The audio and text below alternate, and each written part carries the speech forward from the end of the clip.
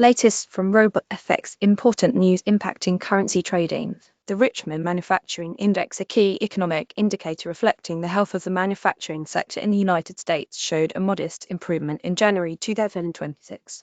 The index rose from -7 in December 2025 to -6, indicating a slight easing in the contraction of the manufacturing activity in the region.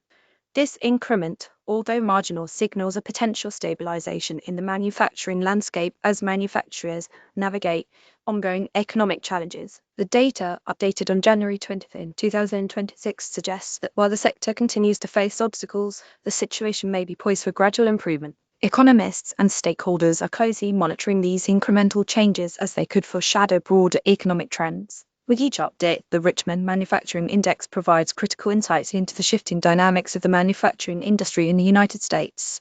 Protect profits effectively with the Smart Trailing Stop Expert Advisor. Advanced trailing options for NT4, NT5. See it in action. The material has been provided by RobotFX.org. Thanks for reading. Enhance your strategy with proven RobotFX tools. Check them out.